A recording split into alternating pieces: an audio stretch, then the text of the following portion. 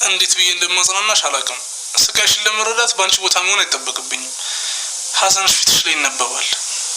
ታውቃለህ፣ በፊት ላይ ቤተሰቦቼን ልጄ አግብቼ እምጦራቸው እኔ ነኝ ነበር። አሁን ግን ከነጭራሹ ቤተሰብ የለኝ። በውሸት ዓለም ውስጥ ነበር ስኖር ነበር። ሁሉም ነገር ውሸት ነው፣ ውሸት። ሂዊ፣ በዚህ ሰዓት አታልቅሽ ብለሽ በጣም ደስ ይለኝ ነበረ፣ ግን አለማወቄ ይጎዳኛል። ሂዊ፣ እንፈልጋችኋለን። አንቺ ብቻ ጠንከር በይልኝ። እሺ፣ ጠንከር ብቻ በይልኝ። እሱማ ሊያስችል አይሰ ሰላም ተከታታዮቼ፣ ስለምታበረታቱኝ በጣም አመሰግናለሁ። ክበሩልኝ። በያላችሁ በሰላምና ጤና እማኝላችኋለሁ። እንግዲህ ጽናትዬ ታሟለች ማለት ነው። ናሆም እያበረታታት ነው ያለው። አይዞሽ፣ ይህም ቀን ያልፍና አዲስ ቀን ይመጣል የኔ ቆንጆ፣ እባክሽን ተይ እያለ ነበረ።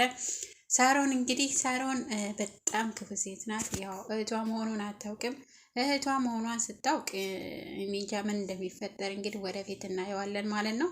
ናሆምዬ የኔ መልካም ሁልጊዜ በዚሁ ቀጥልበት ማለት ነው። መልካምነት በጣም እያስወደደህ ነው ያለው። እኔ ራሱ በጣም እየወደድኩ ነው ማለት ነው፣ በመልካምነት ማለት ነው። እና ሳሚ ደግሞ ስራ የለውም። ነገር ግን ባለቤቱ ለምንድን ነው ስራ ማሰራው?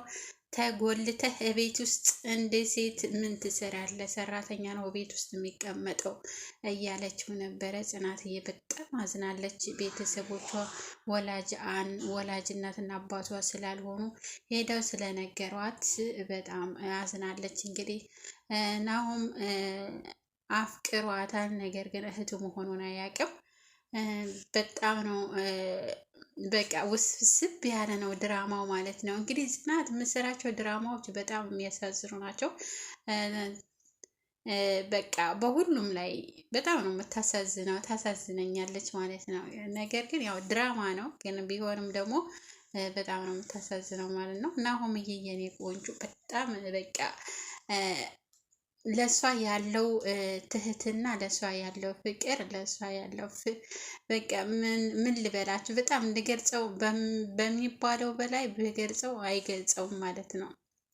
እና እሷ አሟት ተኝታ እሱ እኔ ምግብ እሰራለሁ ብሎ ኩሽና ገብቶ ሽንኩርት እየከተፈ እያለ እህቱ ትመጣና ምንድነው አንተ እዚህ የምትሰራው? ምንድነው የሚያርመጠምጥ ብላ ስትቆጣው፣ እንዴት እንደዚህ ትይኛለች? ና ደብድበኛ፣ ና እንትን በለኛ፣ ና ምናምን ስትለው በቃ አንቺ አብድሻል፣ ለይቶልሻል ብሎ ጥሯት ይሄዳል ማለት ነው። ምንድን ነው ብላ መጣች። እሷ በፊት ጥሩ ሰው መስላ ከመንገድ ላይ አነሳዋት ብላ ቤት አንጥታት፣ ከዛ ደግሞ ልጇን ከወሰደችባት በኋላ አሳገተቻት። ካሳገተቻት በኋላ ደግሞ ጸባዋን ቀየረችባት ማለት ነው። ለምን አመልጣ ስለመጣች።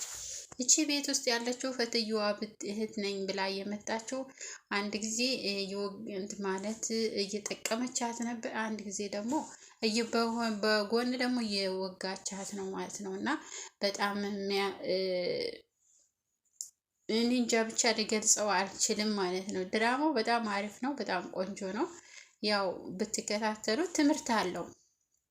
የክፉ ሰዎችን በጣም በዛ ቢያደርግም በጣም ያስተምራል ማለት ነው። እንግዲህ ይሄ ድራማ ያስተምራል ብለው ነው ያመጡት። ያው ያስተምራል። በነገራችን ላይ ምን ያክል ለሰራተኛ ምን ያክል ቦታ እንዳላት ያሳያል። ነገር ግን ደግሞ እንደሚገለበጡባት